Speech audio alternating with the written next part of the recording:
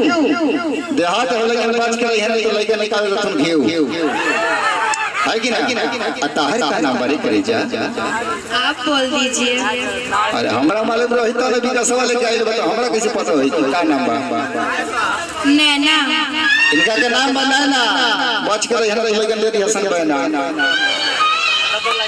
ताहर का नाम बाए पूछिया अरे बोल ल जाई है माइकवा में बोल का भाई मिष्टी नाम भाई का घरे कुछ को आती मिष्टी जाने तो नहीं का कह जाला मिष्टी पीची ना मिष्टी आमी कोलकाता रसगुल्ला यानी मिष्टी हां बोली बोलती है श्रुति श्रुति इनका क्या नाम है श्रुति यहाँ से ले लो यहाँ से ले लो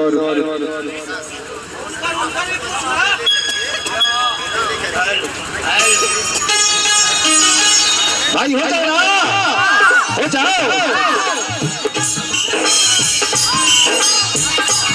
एक मिनट इनके लिए देखो साली रहली हाँ इनके लिए इनके लिए देखो साली रहली हाँ अपना जीजा के लगे फोन लगे कहली हाँ भाई ऐसा साली अगर जगह रहा कुछ हो सकेला लाठी भाला सब मर्डर हो सकेला होई कि ना भाई होई ना ना होई हेलो इनका खाती भाई पता रही कि बड़ा लग तेरा पर हुआ तारे जरा 60 है सर अरे बाबा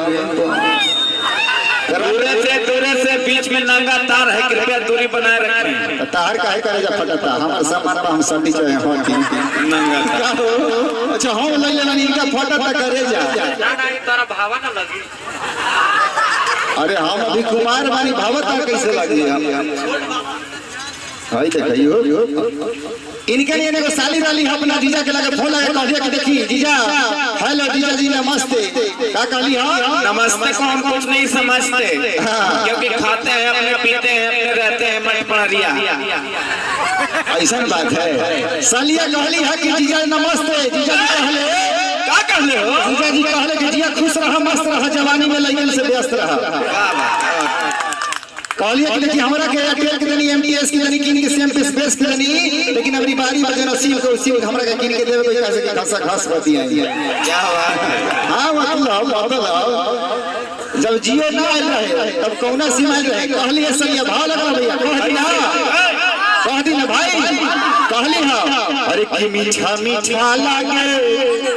अब दिया तोड़ वाला जीजा जी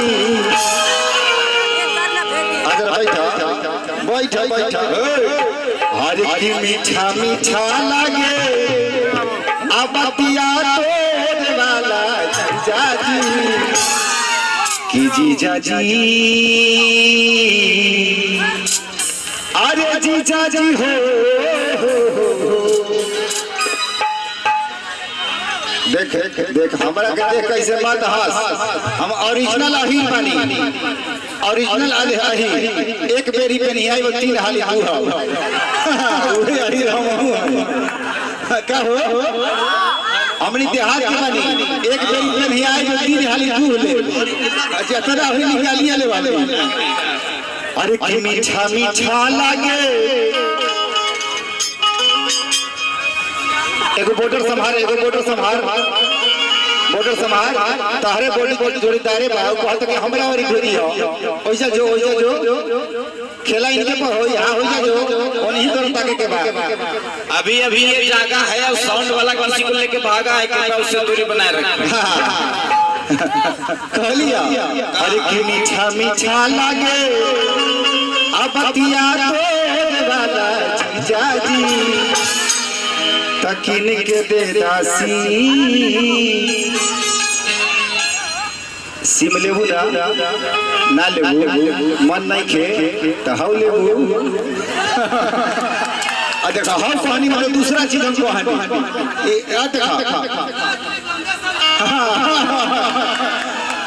देखा किसिया के हमरा कहत नहीं कि लूट ठीक नहीं खे भाई हो का कहलू लूट ठीक नहीं खे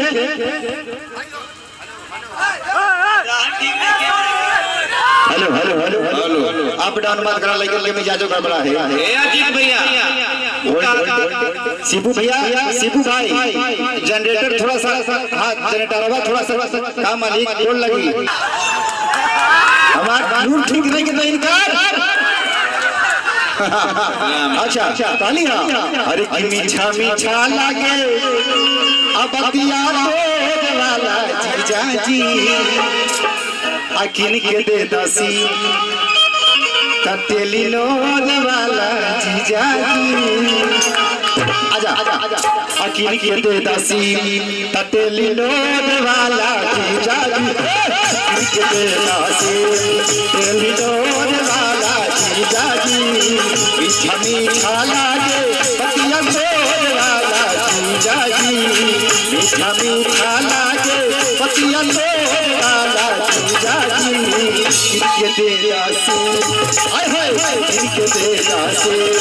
तेली रोड वाला जीजा जी इनके देगा से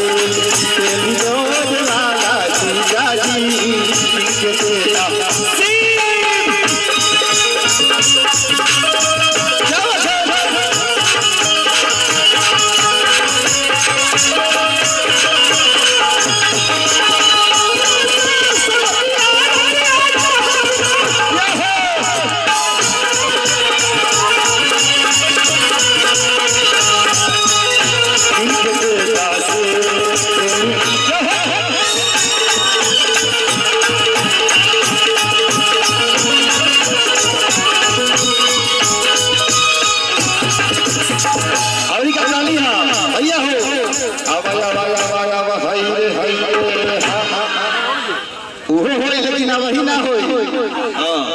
जीजा जी कहले कहले पगली त हर कहां जहां घर बात टावर वाला पगली त कैसे बतियेबो त सलिया करिया भाई चिकन समझ अरे बाप रे बाप हां सलिया करिया खिचा ढके छजो खापा से ताबन हम धदाई अजबल मन होई तबन बतियाई अरे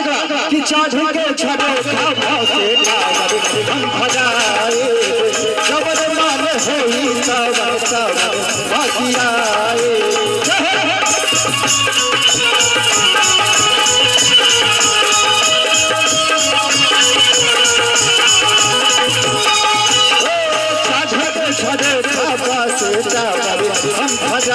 जबन मान होई तबन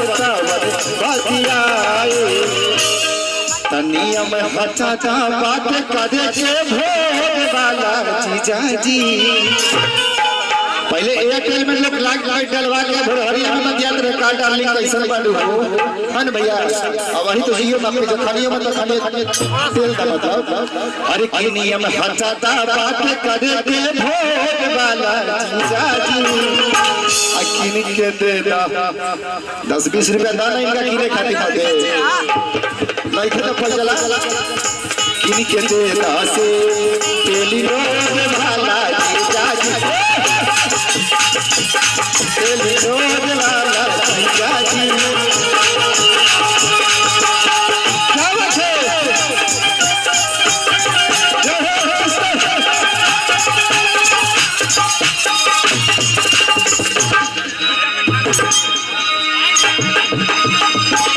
लाइन निकल गया बेंचो का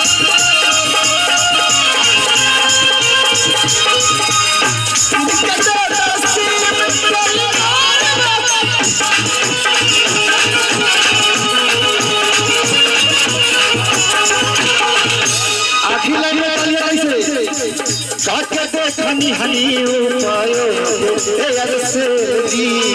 काकाई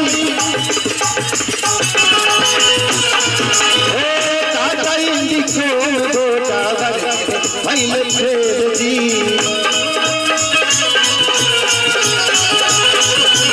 काके देखनी हनी उपायो ए यार से जी काकाई को गोटा भइल फेर जी त चाहियो पद हमके अपने बोल वाला जीजा जी